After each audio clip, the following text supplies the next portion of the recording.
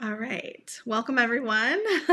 I'm Jillian Graber, Executive Director of Protect PT, and we have a guest today who we are really familiar with at Protect PT, one of our wonderful partners here with Three Rivers Waterkeeper. So we have Heather Hulton-Van Tassel here. Hi, Heather. Um, she is an environmental conservatist with a passion for nature-based solutions that lead to sustainability of our planet and equality for all. Heather's passion began in a small rural community in Western Pennsylvania and flourished as a first-generation college student at Carlow University, majoring in biology. So Heather also went on to earn her doctorate degree in evolution, ecology, and organism biology at the University of California, Riverside. So welcome, Heather. Thank you so much for joining us. And we also Thanks have for having me. Jess Friss, a native Pittsburgher who enjoys exploring the many parks and trails surrounding her.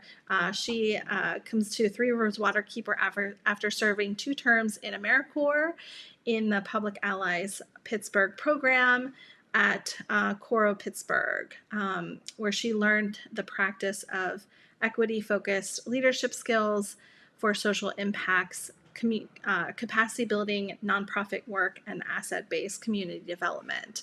And actually, Jess works with us here at Protect PT and Three Rivers Waterkeeper. What here for since January, and we're really happy to have Jess and Heather with us today to talk about the work that they've been doing and really celebrating the Clean Water Act with the Three Rivers Waterkeeper, and really to highlight the work that they're doing in the community. And so, Heather, just to kind of start out, tell us a little bit about the Clean Water Act and how it came about. So yeah, the Clean Water Act was founded or created about 50 years ago. The signing happened on October 18th.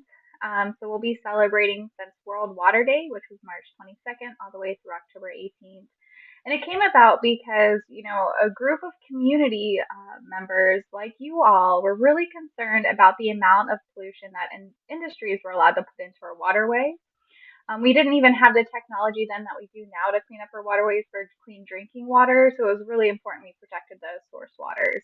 And the Clean Water Act established that guidelines to maintain water quality and has really cleaned it up throughout, the United States. Here in Pittsburgh, you would really have seen the impact of the Clean Water Act. Some of you probably weren't around 50 years ago when it was instated into law, but we all know that we're seeing a comeback to a lot of the wildlife and plants along our three rivers here in the Pittsburgh region. And that's because the limitations we set on the amount of pollution that's allowed to enter our waterways. So slowly but surely, our waterways are recovering. Um, and we even see the comeback of our national bird, the bald eagle. You can almost see it on any one of our three rivers in the Pittsburgh region when, a decade ago that would have been really rare. And so that's a lot of pollution limitations that are allowed in our waterways. So we're really grateful for that set.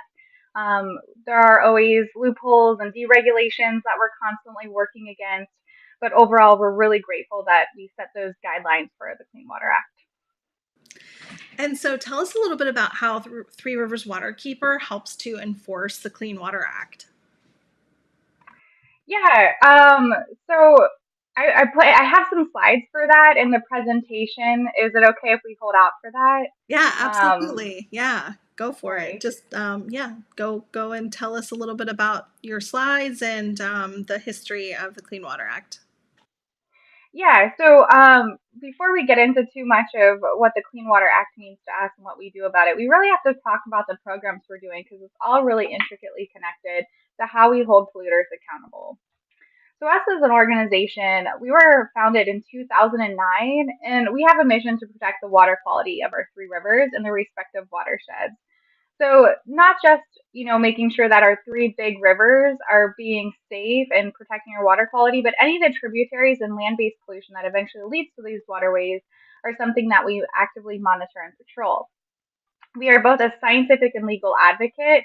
And what that means is we collect scientific data to hold polluters accountable to our clean water laws, one of which is the Clean Water Act. Our vision is to have drinkable, fishable, swimmable waters in our three rivers. We feel that it's such a great economic resource, but also a recreational resource and a public health, and really hope to change that conversation to create positive experiences with our waterways. And we don't just see it for the industrial polluted waterways that it was 50 years ago, because once again, it's come such a long way. We're a member of the Waterkeeper Alliance. So to be a member of the Waterkeeper Alliance, we have a slew of standard guidelines we have to maintain. But the biggest one is that we hold polluters accountable.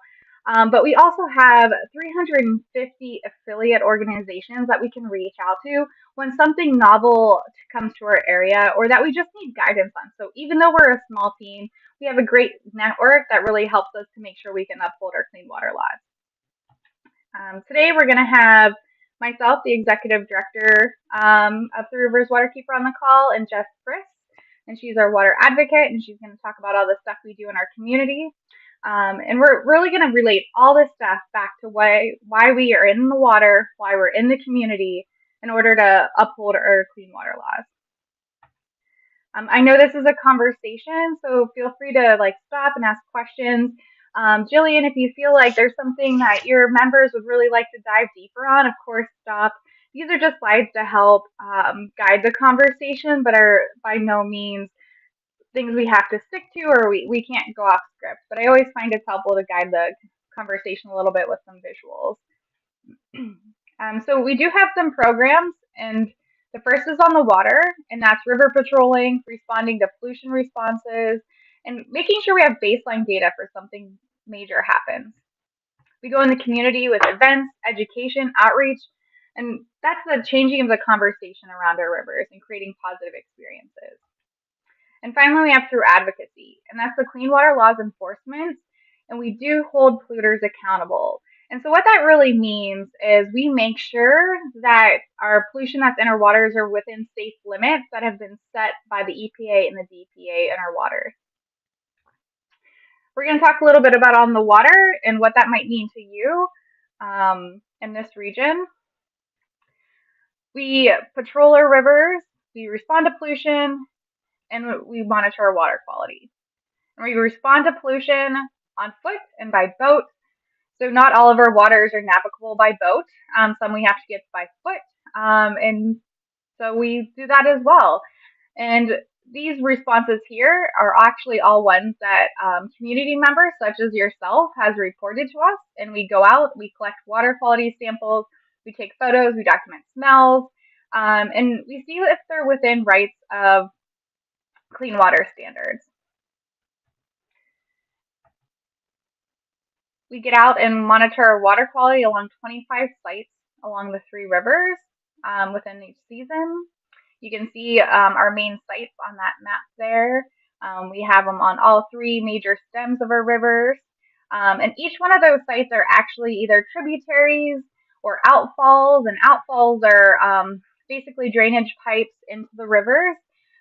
Because a lot of times it's really challenging to hold polluters accountable once it's been diluted in these major rivers. So our rivers are navigable by barge, which is great for economics, but makes it really difficult to hold polluters accountable because it dilutes so rapidly. And so that's why we really focus on the tributaries before it blends in with the river, as well as outfalls where we know there's water potential pollutants coming in that way.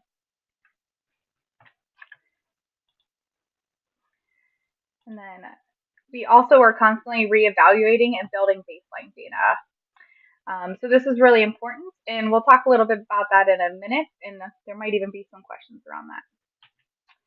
We also do very industrial specific monitoring, for instance, the Shell cracker plant, which some of you might be interested in learning more about. But right now we have 5 sites we collect water from, at, above, and below the Shell cracker plant, as well as along the tributary where their outfalls are located. And then we do nurdle patrols. And we don't do this alone. We do the nurdle patrols with the Youghiogheny Riverkeeper, and we collect water samples with the Water Collaborative, Three Rivers Quest, and a lot of other partners that are working towards this as well. So when we're out there, what do we look for? Well, we look for industrial pollution. That's our big one here in the Pittsburgh region. It's also the one of the easiest ones to hold accountable from a legal standard. Maybe not the easiest to fight economically because they have deeper pockets than we do, and we all know that plays a big impact in our ability to win. But we have acid mine drainage here in our region. We have legacy pollution from our steel industries. We have metal plants, paving plants, the Shell cracker plant coming on board. We have the oil and gas industry. We have just transportation of dangerous materials. This is a big one, and this is what's really going to impact our public health. So this is one of the big ones.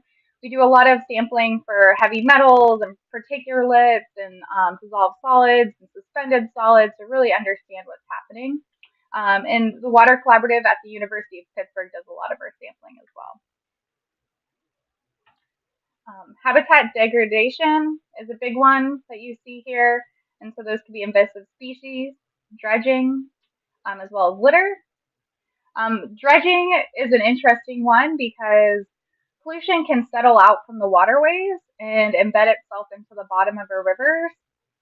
And quite safe from a human perspective when it's down at the bottom of our rivers. But when we dredge it up, we bring it back into our water sources. And so it's really important we pay attention to dredging as well, or just disruption of that base of our riverbed. And I'm sure what you guys are wondering, well, what do you find? What's out there? What are our waters like? Well, we do have a little bit of baseline data.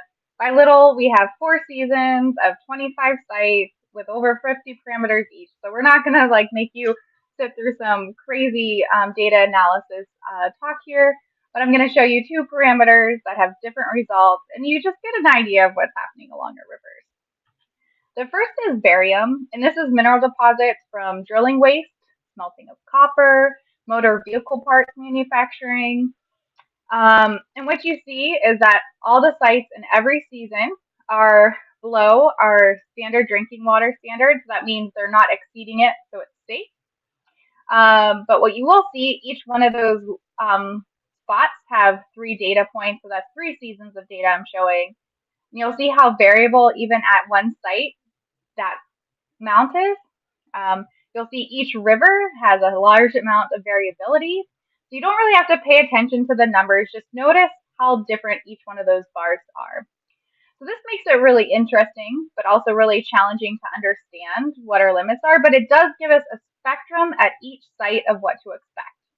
So having multiple data points at different levels of water, at different climate, weather events, we're just getting a baseline where we know that, okay, this is what it typically is, and we have a range, right? We don't have like this is always this value. It's a range. So understanding that gives us really good data if we jump out of our range, having that high variability of sampling time. I'm also now showing you iron. So this naturally exists in our rivers, lakes, underground water. However, it's also heavily released during refining of iron ores, which is the steel industry here in our legacy. And so you'll see that actually a lot of sites are above safe drinking standards, mainly on the Mon, which has seen one of the highest amounts of the steel industry. Don't panic because the water authorities do know this and they do pull out the iron. So as long as you're not dipping a cup into one of these rivers and drinking it, your drinking water is going to be completely different. This is a drinking water source.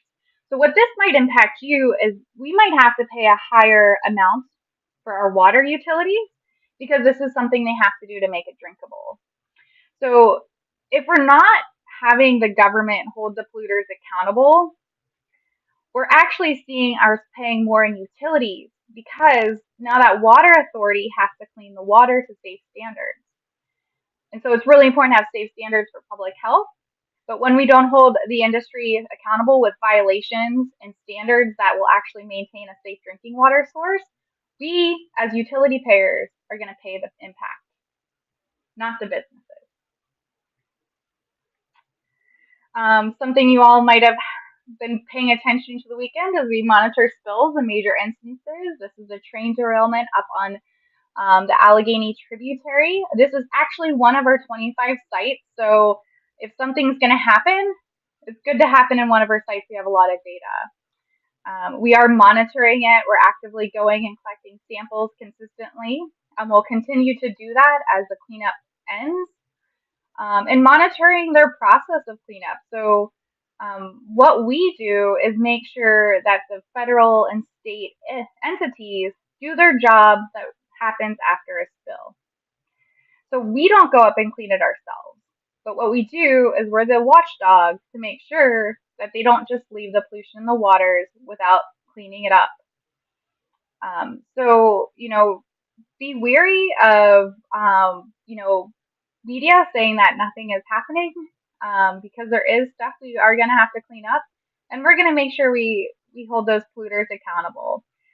Spills are going to happen. Like, that's just something that happens in the world. Accidents happen, and so being ready for them is really important. And then following those guidelines after accidents is the most critical thing. And so we are actively monitoring it, going back up there today to check it out.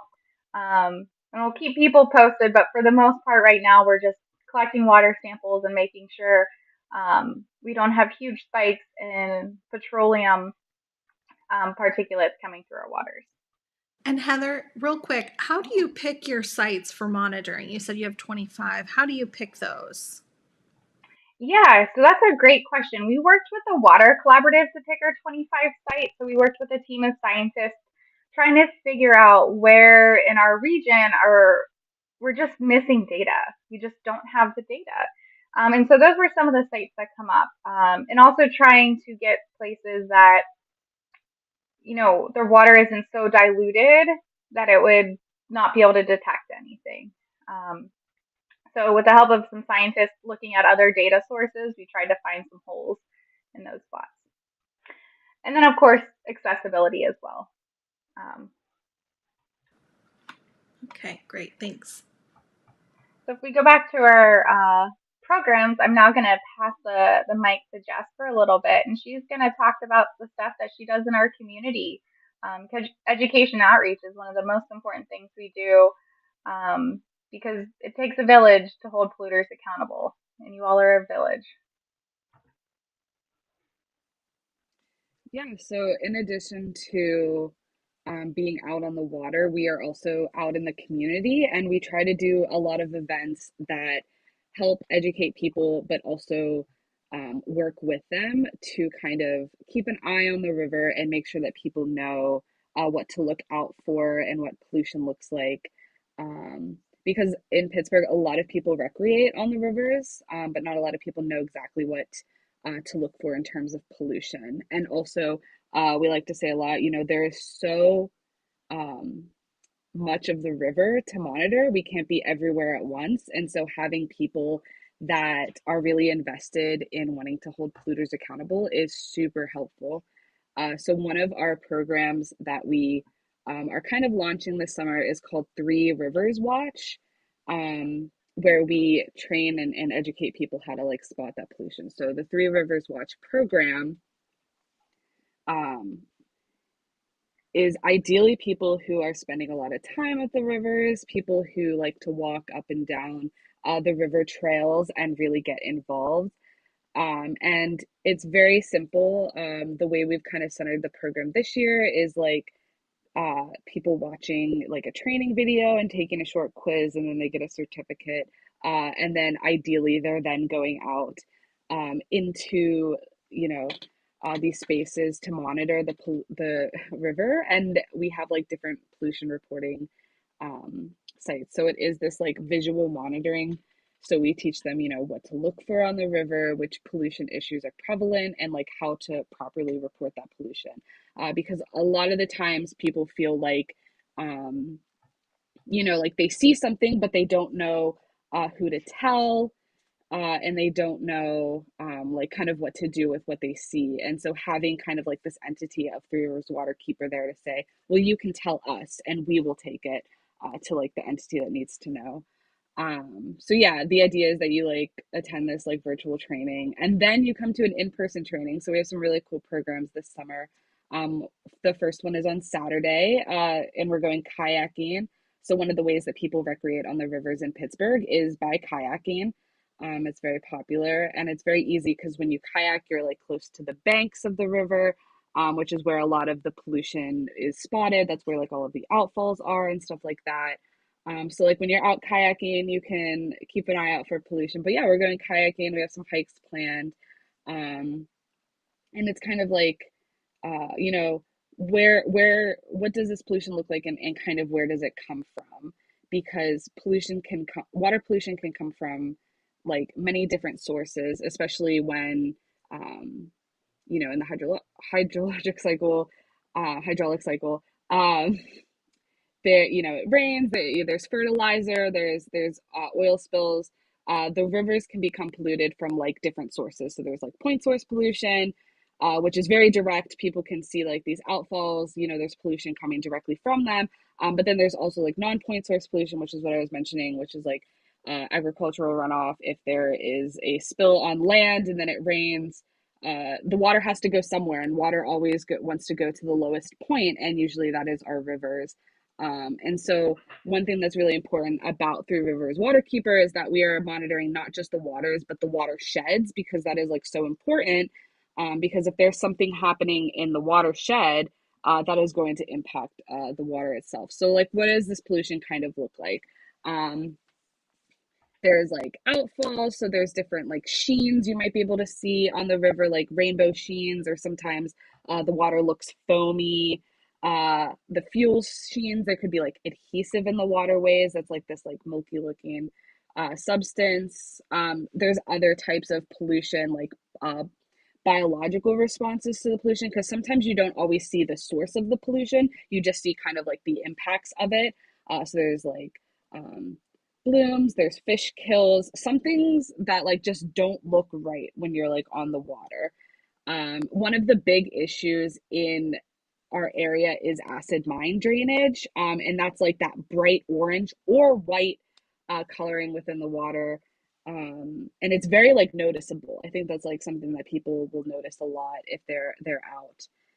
And then one of the other things to look for is like fly ash in the water, which comes from like in like coal ash, which comes from like again what Heather was talking about, this like industrial pollution. And last, So I have a question real quick. I'm sorry. yeah, So how can people sign up for your program? yeah. So all you have to do to sign up is go to our webpage, which you can get to. I guess Heather can go Oh, like all the way back, but so it's http colon backslash backslash. So it's at 3rwk.org backslash 3rwatch. nice. You can also go to our website, threeriverswaterkeeper.org, and there is a tab called Three Rivers Watch. All the information about the program is on that tab, including like the trainings, how to sign up for it, and then our Three Rivers Watch pollution patrol events coming up. We have one planned for each month, but we definitely want to get some more planned. So um, if there's an area that you're interested in patrolling, let us know. We could schedule an event around that. And then we also just kind of have this like see pollution, report pollution. So one of the most important things that we like to focus on when we have people go out there is that safety is like very crucial. We don't want anyone to come into harm's way just to report pollution. Um, but like it's always better to over report than to assume that what you see is like not important. So this is like a little magnet that we created. So if you come to one of our in-person events, you can get this in magnet form, which I encourage. Is really cool. So you can call, and then we just ask people when they see pollution to document it. There are some like really crucial things. You want to like take pictures of it. You want to take the time, the location, and as much information as you can collect, because that will really help us. And then to report pollution, we have like a few different ways. One of the easiest ways is this really cool app called Water Reporter. You can go to waterreporter.org and go online, or go to download the app if you have a smartphone. But it's kind of like social media, but for reporting on our rivers. So you like can post a picture and give it a caption, and we can see it because you join our like group. And so like we can see that in real time, and it's really crucial sometimes to get to the pollution like as soon as it's happening, because it can disperse within the waterways. And then we also have a report submission on our website, which is like very easy to use. It's almost like a Google form. The only thing is that you can't include pictures on it. So you're just gonna have to like email them to us. And then maybe one of the easiest ways to report pollution is to just post something on social media and tag us in it, just to let us know what's going on.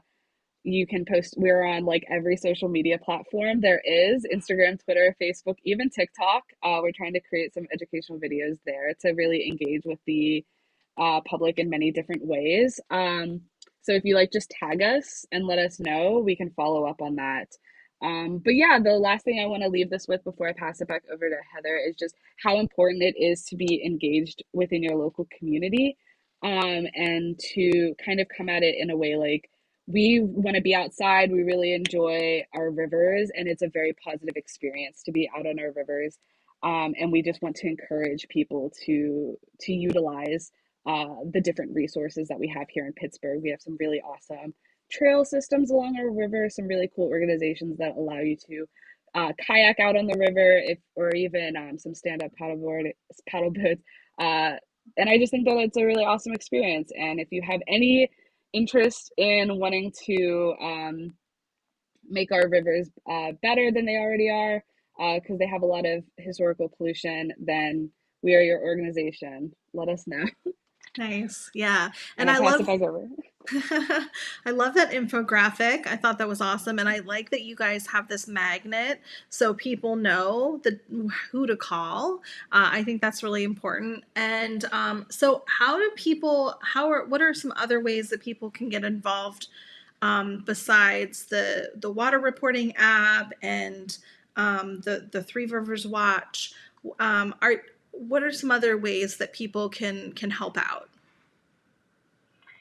Yeah, so the major way people can help out and we can walk people through this is through advocacy, so the legal side. So taking this, thinking about finding that evidence on pollution, which is on the water programs, but it could also be a community member who, really knows this tributary or the section of the river and notices something off and they report it and follow up. So finding the evidence is really important.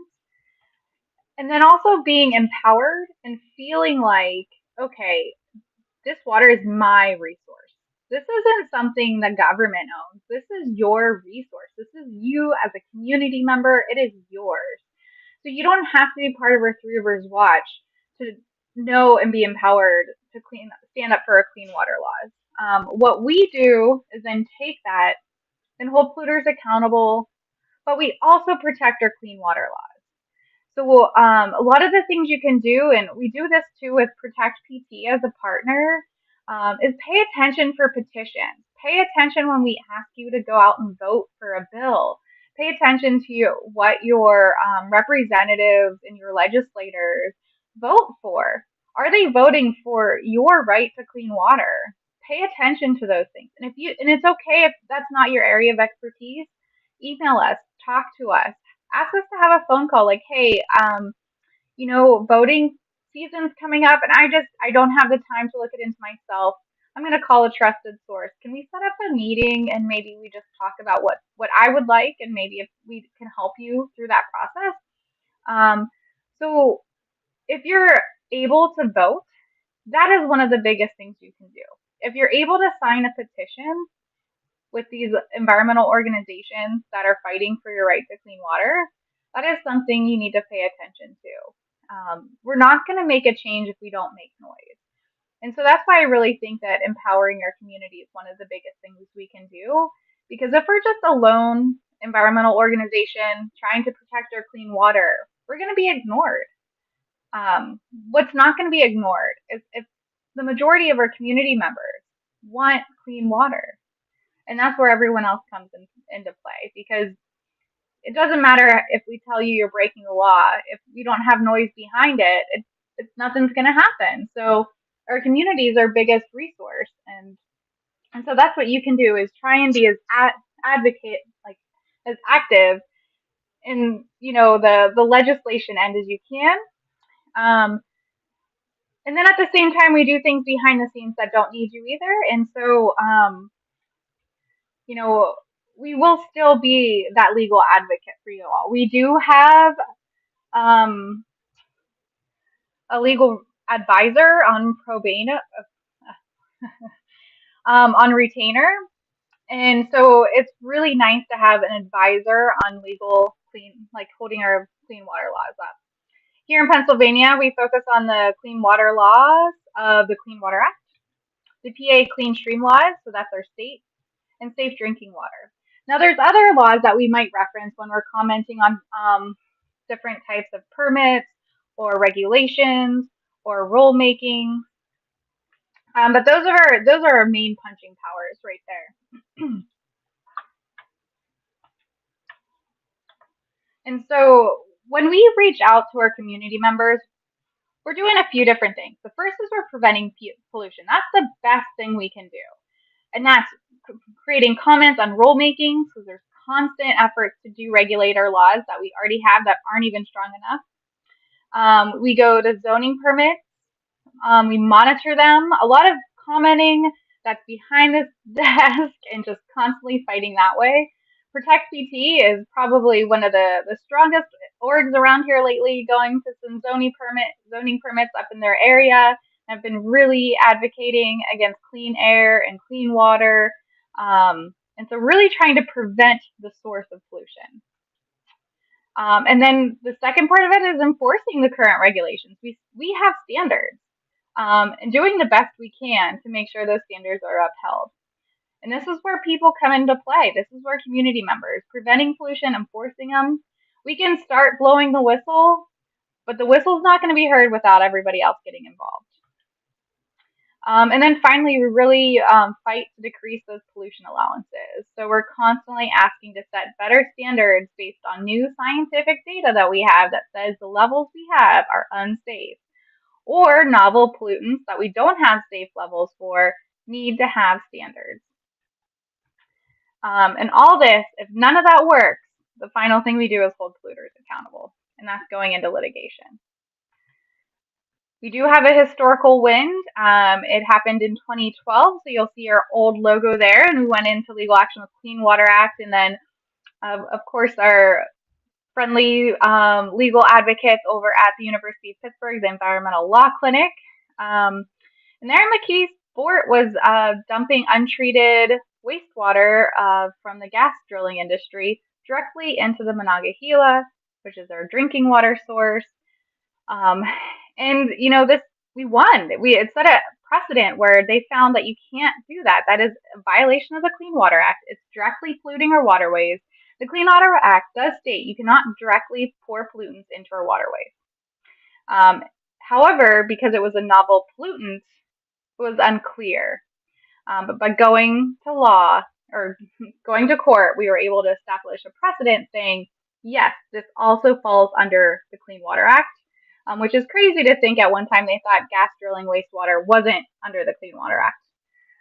So setting precedents is really important. It can also go the other way, but this one went in our favor. I'm not going to go over some of the past comments we've written recently in this year. But if you want to go onto our newsletter website, we do have the majority of them listed. So those are just a few of the things we've commented on. Most of those are just deregulation. So trying to ask for not to deregulate. And then also to set standards for our forever chemicals, which are another novel pollutant in our area. So if you go onto our newsletter site, threeriverswaterkeeper.org/newsletter, you'll be able to see our past archives that way. And then this year, again, is the big one, 50 years of the Clean Water Act. Man, have we come a long way. I wasn't in Pittsburgh 50 years ago, but I've heard some pretty intense stories about our waterways. And I feel pretty comfortable jumping in, recreating in our waters now. And I'm happy to say that the Clean Water Act has really improved. We see comebacks of, the bald eagle. We've also seen some freshwater mussels come back or improve in their numbers. And freshwater mussels can be really susceptible to pollution, so that's really great. You've seen different vegetation thrive better because, of course, our plants do soak up the water in the region and can be heavily susceptible to a lot of pollutants in the area. They can also be great at removing pollutants as well. So some plants can remove some heavy toxins. So it can go either direction. There are some goals. So this is a global initiative by the all waterkeepers um, that are part of the Waterkeeper Alliance. Even though the Clean Water Act is a U.S. national federal law and doesn't expand to other countries, at the same time, there were some other legal moves in other countries happening at the same time. So while we're celebrating Clean Water Act, there were some other things that happened at the same time concurrently in other countries. So they're celebrating it with us because we're all making moves together. But our goal is to engage with other water keepers and find, solutions to the threats that are common regardless of where you are. And so sharing those resources, trying not to reinvent the wheel over and over again. And then also we just want to celebrate and build support along it. And so what are those priorities looking like? Well, we want to restore the Clean Water Act protections. Uh, you see that restore, right? We're already fighting for it to be reinstated back to what was meant 50 years ago. We want to clean up our agricultural rights to permit it to what they can permit allowables into our waterways. We want to control non-point source pollution. So think of like stormwater runoff. So when it's going along our streets, our yards, it's just picking up all the pollutants. It eventually makes its way into the waterways. Thinking about what we can do in communities to reduce that impact or the amount of stormwater that runs directly into our waterways. And reduce the pollution from emerging contaminants. Thinking of PFAS, forever chemicals. Think of plastics. Setting standards and how to remediate polluted sites. So these are priorities for the Clean Water Act, and that's all really thinking about restoring what the Clean Water Act was meant to be. So closing those loopholes, strengthening it, and making it be the Clean Water Act that we wanted it to be. So, I'm going to throw out some things I want to shout out. And of course, because I wanted to leave some time to have the conversation around what clean water means to you all and what you would like to see or what pollution you might be interested in preventing. But first of all, I just want to throw out some quick call outs. One is our Three Rivers Watch, just to bring it out again. Go out, see if you want to go kayaking, hiking with us. There's a Pennsylvania Climate Convergence, which Protect PT is going to as well, and a variety of other environmental organizations and community members really fighting to take back our climate conversations. And that's happening in June, so please join us. And if you're just interested in seeing what else we do in the community, we have an events page to check out. And of course, follow us on social media. So I have a thank you, and I could unshare my screen and then reshare it when we're finishing up about surveys in the next lunch and learn, or we can keep it in the corner, whatever you guys want to do while we continue our conversation. We can keep it in the corner. That way people can see your contact info. And we had some comments in the chat. So Mike says, hello from Canonsburg. Thank you for fighting for our right to clean water and pure air. And then Lois also says, really appreciate the collaboration with Three Rivers Waterkeeper and Protect PT. And Mary put some key links in the chat as well. So you can go to your chat, whether you're watching this live or whether you watch it afterwards, you'll be able to click on those links directly. And Heather, one of the things that I really liked that you talked about was that there are lots of other things that you do, and I think also we do, before we get to the point of litigation. Some people think, well, why can't you just litigate this, or why can't you just take them to court? Well, there's a lot more to it than that, and it's not just about taking someone to court, but it's really about preventing the pollution in the first place. So I liked how you really outlined that. And we have a question in the chat. Can you ever foresee a water testing device that would be available to the public to make it easy to see TDS or other measurements? And I'm going to go ahead and put that up there in the chat, in the box for us. Yeah, that is a great question. There is a device that you can. It's just not usually in someone's budget. You're looking at $5,000 to $15,000, depending on what extra probes you want to add to it. We have ordered a new one recently, and it's just back ordered, just all the supply issues that we're having in many things. So to be able to get an affordable one that can measure to a level that you could use for quartz, if you have the dollars, yes, of course. If if you don't have the dollars, that's where we come in, right? That's where you can use us as a resource. You take the pictures, you document the smells, you make sure your GPS locator is on your phone, you make sure it has a timestamp, and then you send us information, and then we can go get that sample. And you know, if you have an area that you just feel like something's off, right? You have some photos, you just don't think it's quite like the other parts of your tributary, or it's not quite right like the other parts of the river. But you don't really see major issues. You don't see like, oil sheen on the river. Still report it to us. We can go take that sample. And if nothing's happening, at least we know.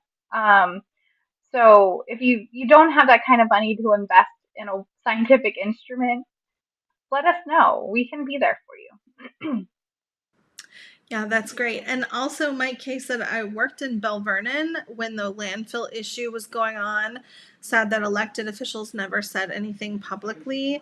Really opened my eyes. And actually, Mike, we're still working on that landfill issue. It's an ongoing issue, because and maybe we could speak a little bit about this. So they're trying to evaporate the. Remember when Heather was talking about the wastewater, the from fracking going into the river? Well, they have been dumping their waste in the landfill and in the residential landfill with all of our garbage from our houses, and that has created a toxic leachate problem, and they're trying to then evaporate the leachate into the air, and so that those toxic chemicals will then go into the air and make the folks that are living around the landfill even more sick than they already are.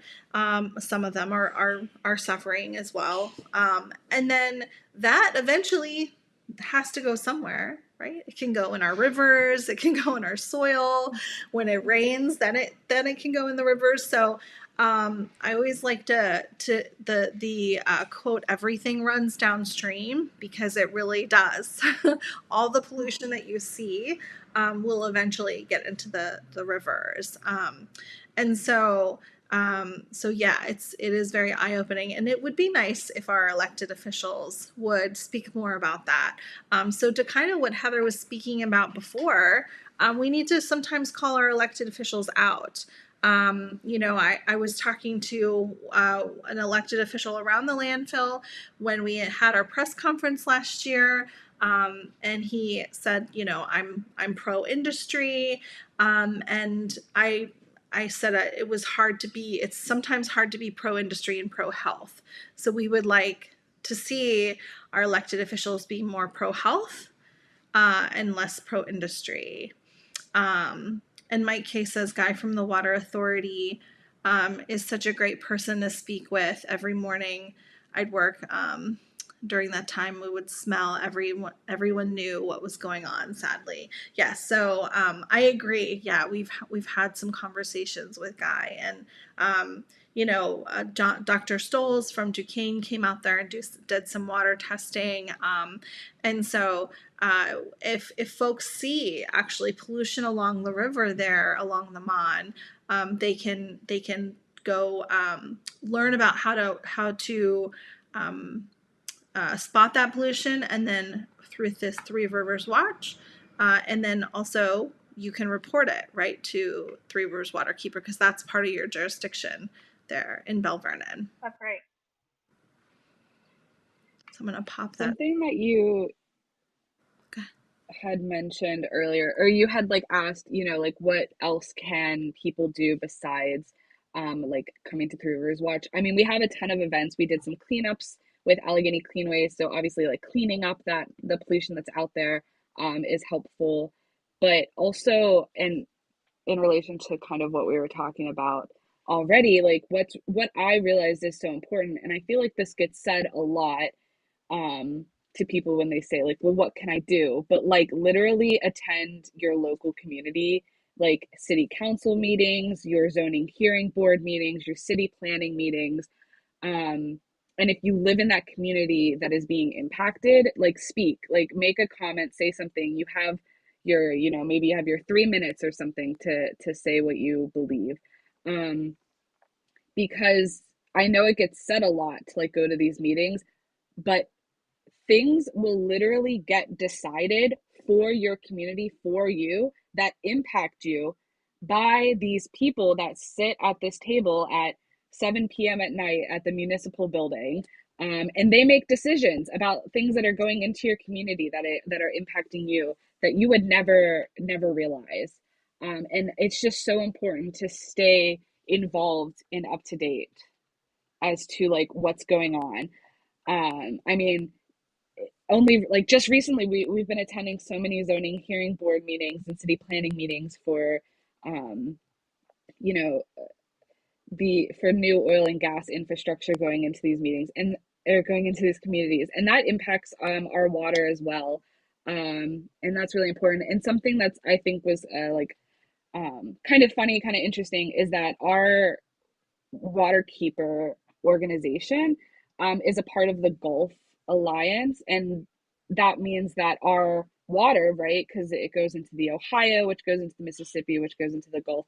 So the water, and how Jillian, how you said like everything goes downstream, our water is impacting like the Gulf, is impacting the ocean. Like it goes all the way down there. It's impacting all these people along the way. And so it's very crucial to stay up to date as to what is happening in our community and what is happening in these meetings that rarely ever get advertised. And like they will literally just decide, these people decide what's going on, and these are elected people. These are like your zoning hearing board, and you can hold them accountable. They should be there representing you. And if they're not representing you, not representing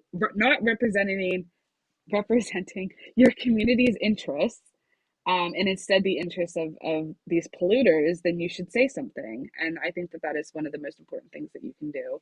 And it gets said a lot, but it is really important. Yeah, absolutely, Jess.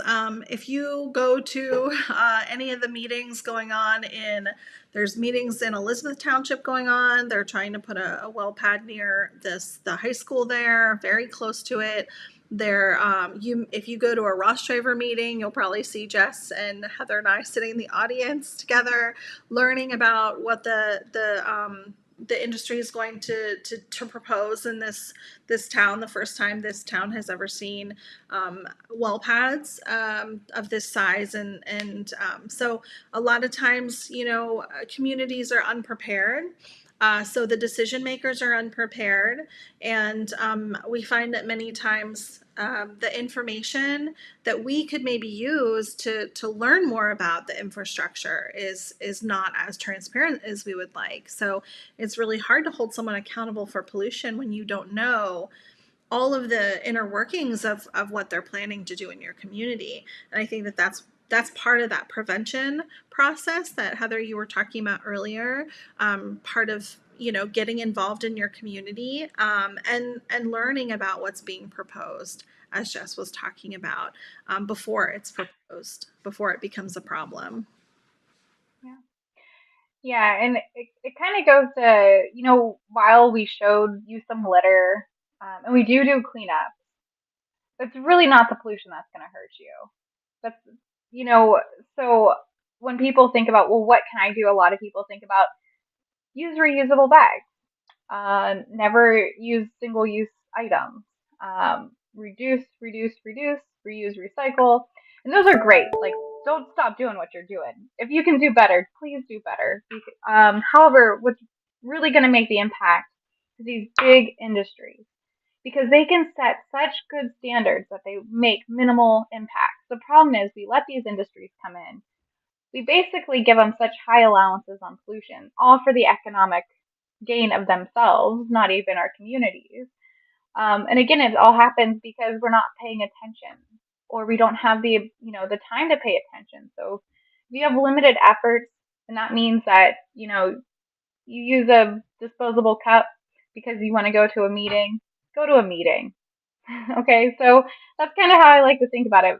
Whatever your bandwidth is, it's free to go to these meetings. Obviously, when you think about childcare, bring your child. Your child's part of the community. Bring them.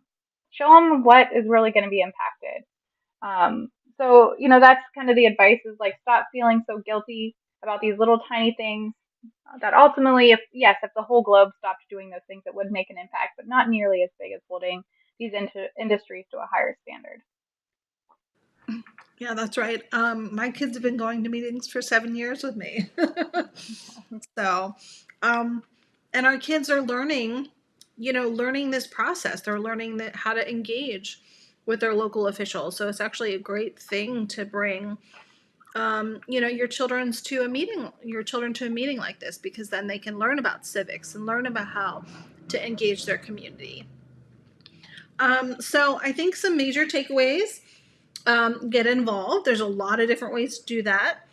There are tools to hold polluters accountable. And so if you see something, report it. Use some of the tools that are available. That there's a lot of work that's done behind the scenes, and litigation is a last resort. And there's a lot we can do before we get to that and before pollution starts. So any other takeaways, Heather and Jess, you want to talk about before we hop off today? No, from my perspective, I think it's great. I'd love to see you all at one of our events if you're able to make it. And just, yeah, if you see something, say something, kind of follow that TSA motto. Um, and we'll do the best we can to respond to it. We respond to every single one. It's just sometimes there's pollution, and sometimes it's just there's pollution, but not accountable to the law. That's right. And did you say there are other slides that you wanted to pull up? Is there a survey Yeah, in there? yeah, yeah. Because we usually, yep, there you go. So if you're watching our Lunch and Learn, please fill out our survey. It tells us how we did, and also if there are other topics that you want to learn more about. And then, is there one more? Yeah. So next month, in June, we're going to be talking with Ben Hunkler from ORVI, Ohio River Valley Institute, and this is addressing false solutions. So, subject that we haven't covered before. We have had Ben on before, but we haven't covered this particular subject. And I know it's a really big subject, that's kind of coming up again and again, and could be a potential new source of pollution instead of a solution. So, so we want to thank Heather and Jess for being here today and for being partners with Protect BT. It's been a really great partnership, and we're really happy that you guys are working with us and we can align on so many things, and keep doing the wonderful work you're doing and celebrating the Clean Water Act and putting all those things into practice. And yeah, and Lois says, hope to see you at the climate convergence. Yeah. Well, I'll just I will be through a there. little, yeah, Jess is going to be there. Unfortunately, the Waterkeeper Alliance is having their global meeting at the same time. So I'm going to be going to that. We're dividing and conquering. So Jess will be representing, and then also we have a seasonal staff person who's going to be there. He's eager to learn about all this stuff and is looking forward to talking to you all about what we can do to change the climate conversation as well. That's right. And Lois is right. Jess, you are a gem. We love you. All right. Thank you guys so much. Tune into our Lunch and Learn. You can learn about the next Lunch and Learn on our YouTube. This Lunch and Learn is on our YouTube. You can play it back. You can share it with your friends. And we will see you next month, and hopefully sooner at one of our events. So take care, everybody. Have a great afternoon. Bye. Thank you.